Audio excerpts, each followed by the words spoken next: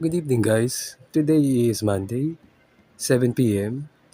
Ayan, kung nakikita nyo, after ko maglinis ng katawan, nilinis ko naman yung aking sugat. Ayan, medyo okay na at naghihilom na yung sugat.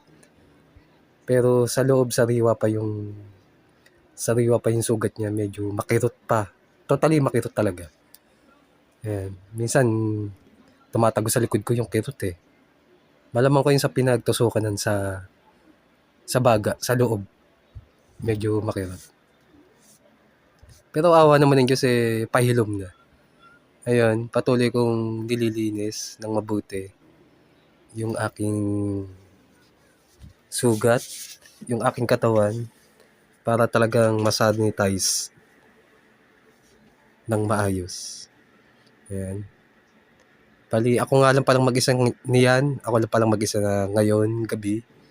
Gawa ng ang misis ko andun sa kabila at kasi yung hipag ko aalis na bukas going back to Middle East. Ayan. So, ayan, as you can see na, ayan, kanina bulak na may alcohol yung pinamunas ko.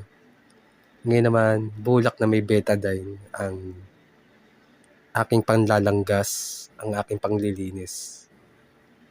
Sa mismong pinagtusukan ng tubo sa aking tagiliran.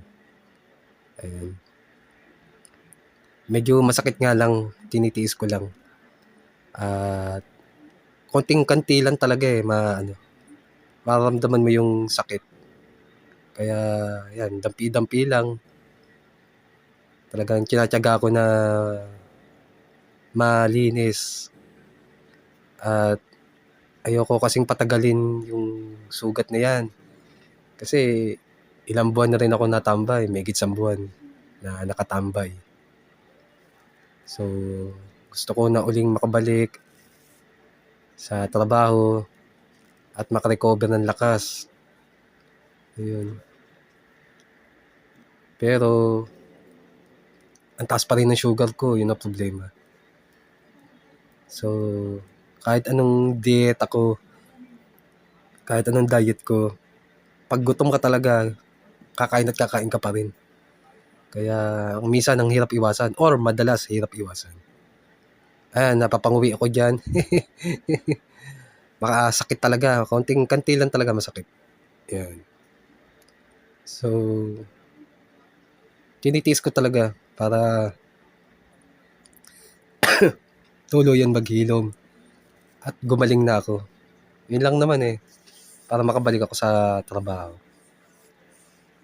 Although, pinagbawalan ako sa pagpipintura kasi doon ko nakuha yung sakit ko. Nung nagkatubig ako sa baga, doon sa bote, nung lumabas yung tubig, halos yung skim coat, yung white cement, nandun sa bote. Talagang nasisinghot ko yung pagliliha ko ng skim coat. So, hindi ko naman inaasahan na magkaganon ako. Hindi ko rin ginusto yun. So, talagang natapat lang sa akin na magkaganon ako. Yung iba nga tuberculosis pa kasi nagbabarnis. Ako, nagbabarnis din ako. Ayan. Ayan, kung mapapansin nyo dyan, yung tape. Hirap na hirap akong tanggalin. Medyo malabo na kasi mata ko Ayun pa isa. Gawa ng may diabetes ako. I think na nasasakop ng diabetes yung mata ko. Parang nadadamay, lumabo yung mata ko. So, talagang kahit anong pag-iingat natin ganun pa rin ang nangyayari. So, ayan, natanggal ko na yung duktungan ng tape.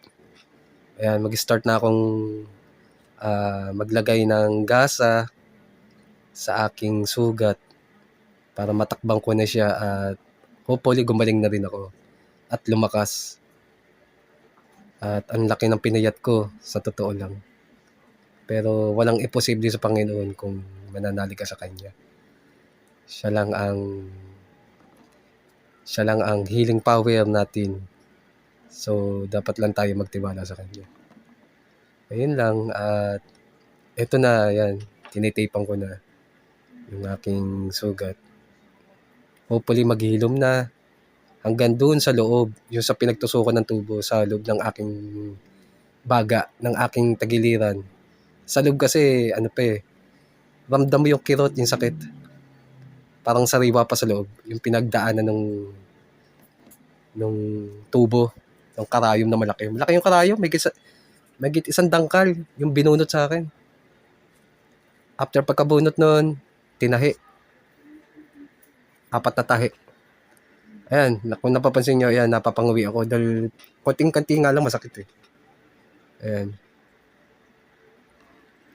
So, tinatapos ko na lang yung tape. Ayan. Para makapagpahinga na rin ako.